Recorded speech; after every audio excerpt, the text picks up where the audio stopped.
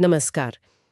आज हम वन्य जीव संरक्षण से जुड़ी एक बहुत ही महत्वपूर्ण खबर पर थोड़ी गहराई से चर्चा करेंगे। नमस्कार। हमारे पास 10 जुलाई 2025 की एक पीटीआई रिपोर्ट है।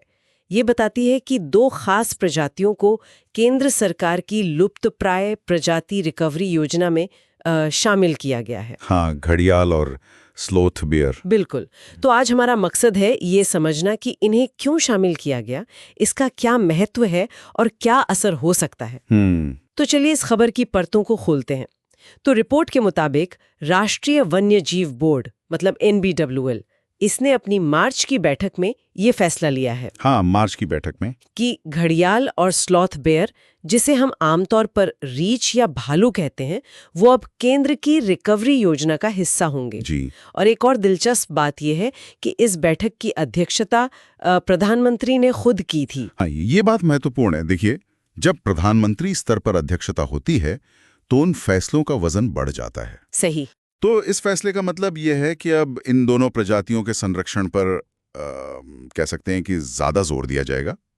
मतलब सैद्धांतिक रूप से तो यही है कि इन्हें बचाने के लिए विशेष योजनाएं बनेंगी, शायद बेहतर संसाधन भी मिले। एक तरह से मानना है कि हाँ, ये दोनों प्रजातियां वाकई गंभीर संकट में हैं। लेकिन क्या सिर्फ सूची में नाम आ जाना काफी होता है? मतलब हमने पहले भी देखा है कई घोषणाएं होती हैं। हाँ, ये सवाल बिल्कुल जायज है। क्या इस विशेष ध्यान का जमीन पर भी कोई असर दिखता है? क्योंकि पिछले रिकॉर्ड्स अगर देखें तो सफलता मिली-जुली सी रही है। बिल्कुल सही कह रही हैं आप। देखिए, घोषणा करना एक बात है और उसको अमल में लाना बिल्कुल दूसरी। चुनौती हमेशा कार्यान्वयन यानी इम्प्लीमेंटेशन में ही आती है। हाँ। अच्छी बात यह है कि इस तरह के कार्यक्रम एक ढांचा, एक फ्रेमवर्क देते हैं जिसके तहत आप खास योजनाएं बना सकते हैं।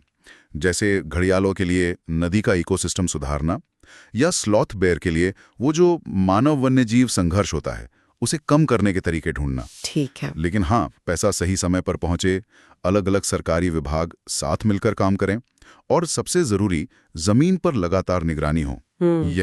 यहीं पर अक्सर कमी रह जाती है। और खतरे भी तो अलग अलग है ना दोनों के।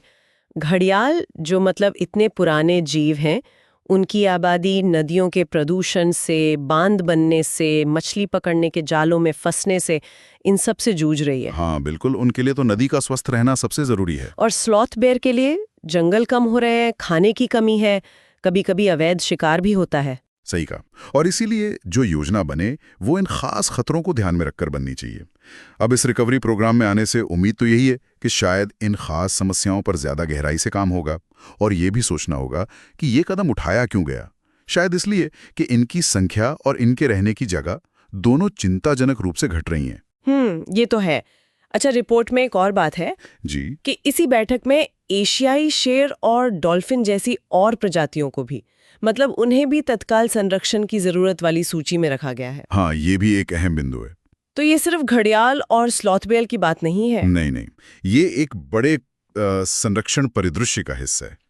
इसे हमें भारत की जो पूरी बायोडायवर्सिटी रणनीति है उसके तहत देखना चाहिए।